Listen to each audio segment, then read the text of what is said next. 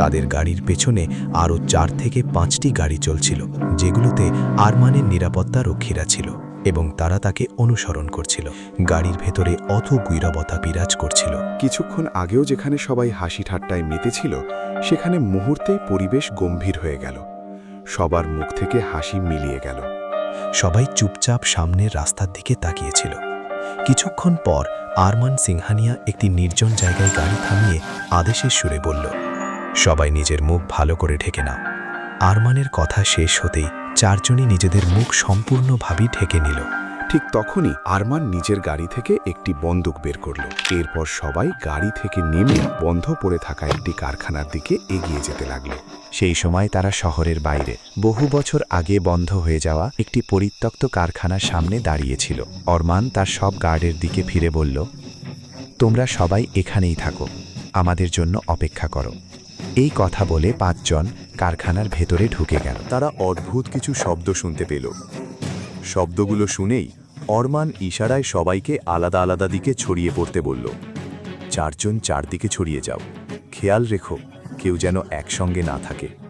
চারপাশ ভালোভাবে পর্যবেক্ষণ করার পর আরমান ধীরে ধীরে বলল, মানে এই কারখানায় মাত্র একটা বন্ধ দরজা আছে, নিশ্চয়ই ওটার পেছনেই কিছু লুকিয়ে রাখা হয়েছে। এই ধারণা হওয়ার সঙ্গে সঙ্গেই সে আর এক মুহূর্তও দেরি করল না। জোরে একটি লাথি মারতেই সামনের দরজাটি ভেঙে পড়ল।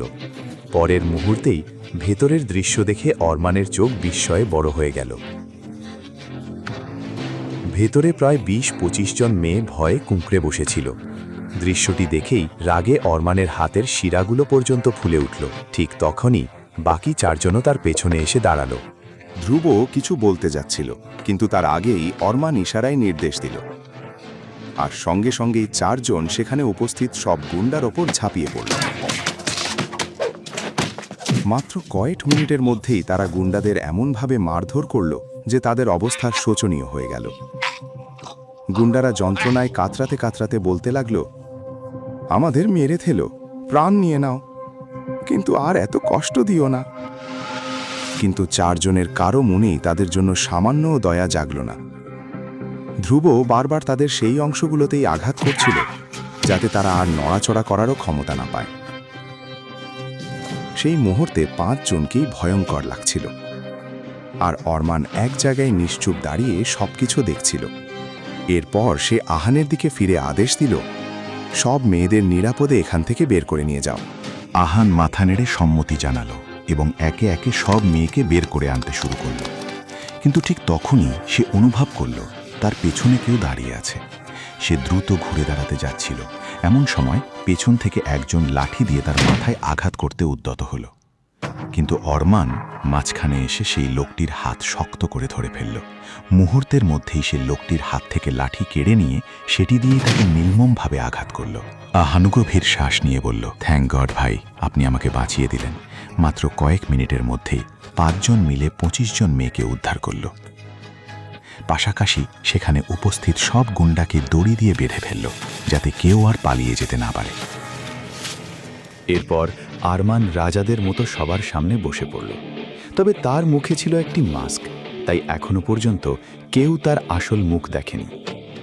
কিন্তু তার চোখের দৃষ্টিতেই যেন আগুন জ্বলছিল, যা প্রমাণ করে দিচ্ছিল মাস্কের আড়ালে লুকিয়ে থাকা মুখটি কোনো সাধারণ মানুষের নয়।